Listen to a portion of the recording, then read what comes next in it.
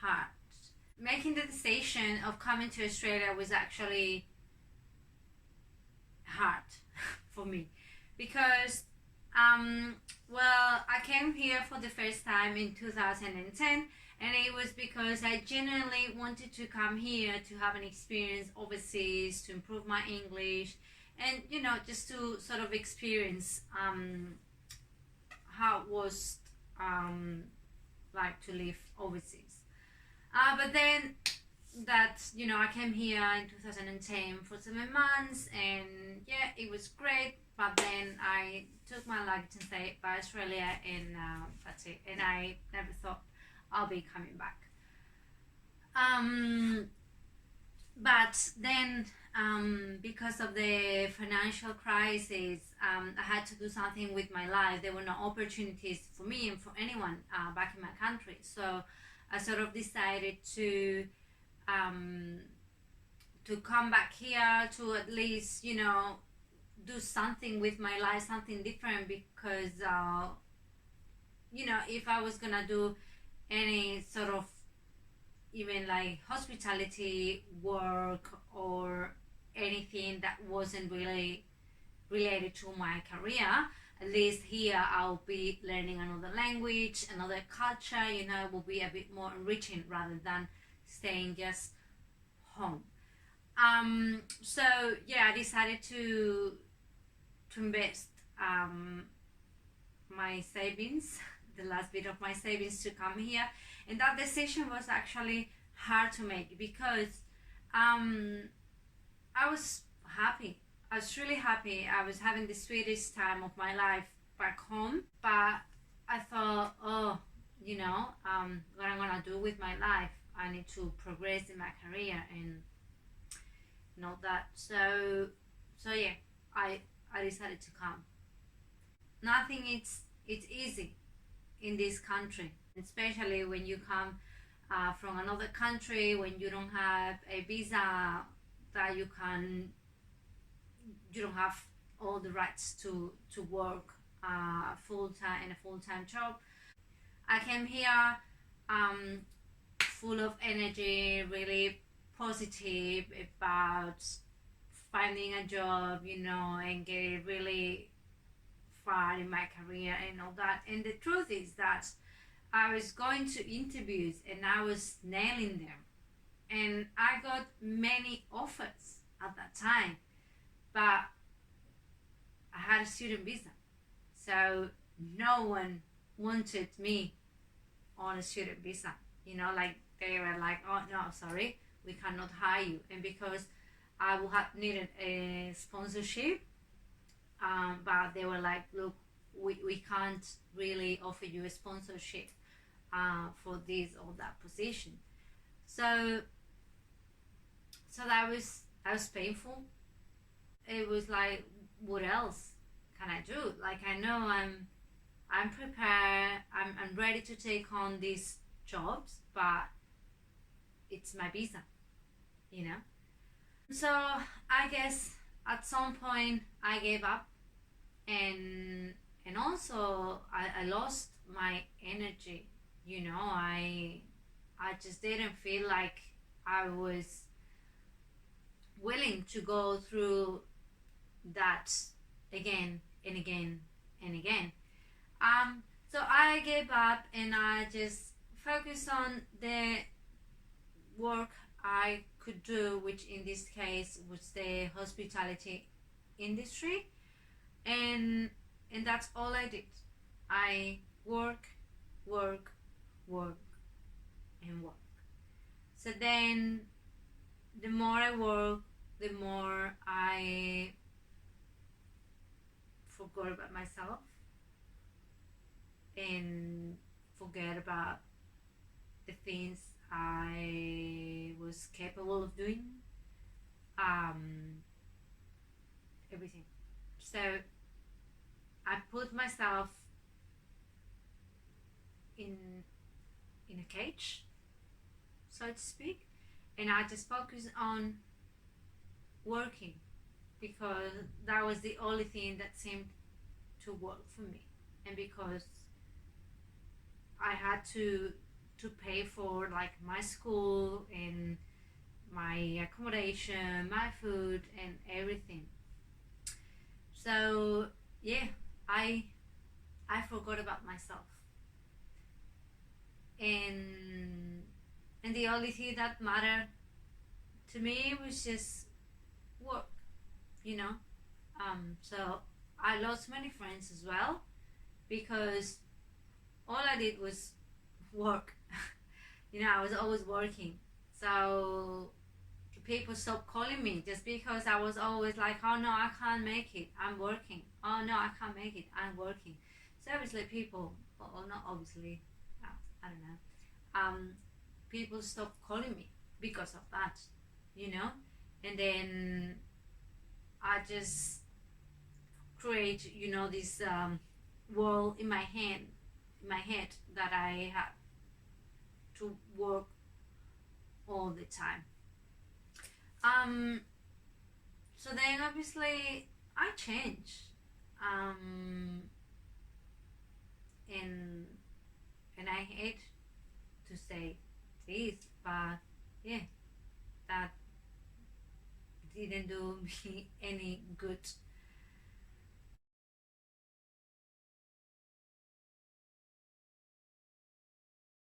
My main goal when I came to Australia was to grow my career, really, because I didn't have opportunities back home. So I thought, hey, I've been in Australia before. There's plenty of opportunities there. Um, I've been there before. I still have some friends. It's not like starting from zero. It's like starting from one. um, because the city, you still got some contacts in there. You know, sort of how to get yourself started.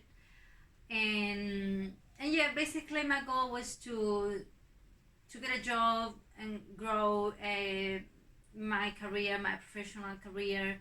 And yeah, I wanted to get, I guess, sponsorship and just get the PR and citizenship so I could stay here. I mean, not forever. Like, my goal wasn't to stay here forever, was never my goal. But I guess to stay here for a while and kind of grow professionally. Have you achieved it? Well, the thing is, my goal has changed a lot throughout the years. Like, if I have to answer this question to, like, if I achieved the goal I had, well, when I first came here, no, I haven't achieved that. Let's say, like, I haven't really grown and get to a super high position in a company. It's I guess when we think about these things, we see like a, like a linear progress, and it's actually a lot harder than that, but yeah, I have to say, like, when I came here, like, I was really focused and I really knew what my goal was, and I thought it was literally gonna be like that, like, boom, straight to the sky, but the reality is that it wasn't like that, and also I've changed a lot in my goals as well. So no, I guess I haven't achieved that goal, but I'm okay with that. It's not a failure. It's just the destination has changed for me.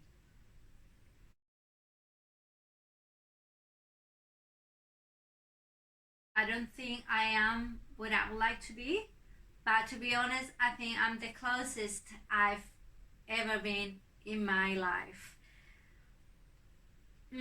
What's stopping me? Myself, I guess. I think we are our worst enemies.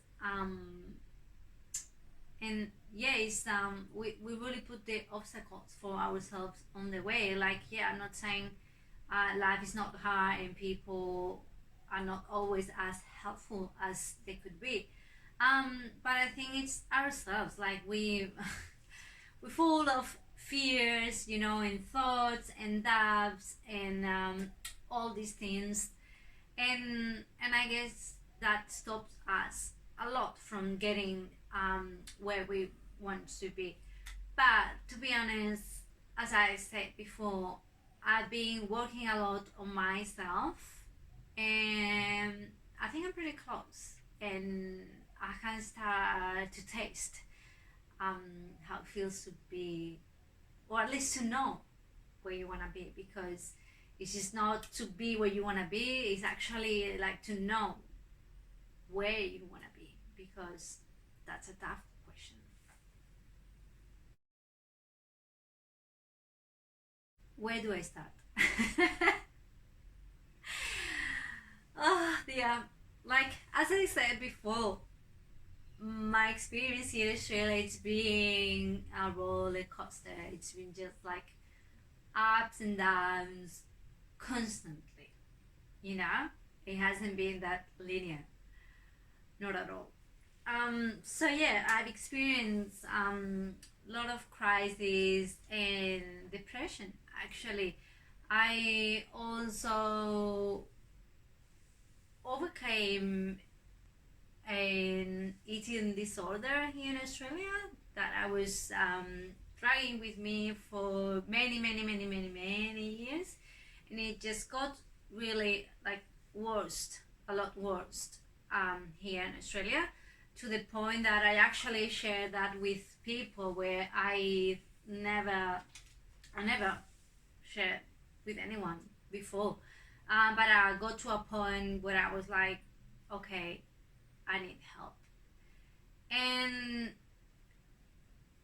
yeah, it was actually, I guess it was the right moment. I mean, if you're experiencing anything like that, just ask for help as soon as possible, because you're missing out in life when you have something going on like this. But I was very lucky. I was very lucky because I did feel supported by my partner. I actually started dating my partner like the same week I went to my first appointment with a psychologist.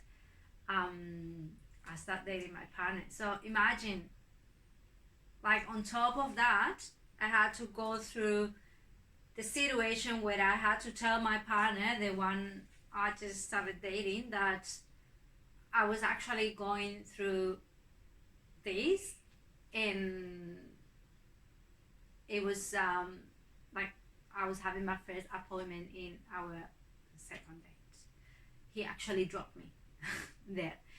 So, I mean, that was amazing, you know, in the middle of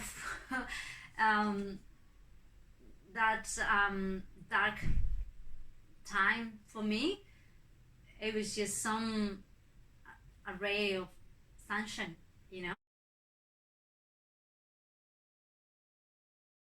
In case you still have any doubts, I stayed because of love. I when I came here, I organized my visa for like 2 years, and I think it was even before the 2 years. It was like 1 year and 5 months or so, and I was like, okay, I can't take this anymore. I want to go back home. Like that's enough, you know. Like I tried. I I tried very hard, you know. It's just, well, it hasn't resulted. So let's just, you know, go home and just keep trying there. You know, it's been an amazing experience here. I've learned a lot. English as well. I've learned a lot about myself. I've met incredible people and I've had incredible experiences. It's okay. Like, it's not the end of the world. And then my husband now happened. And yeah, well, I'm still here.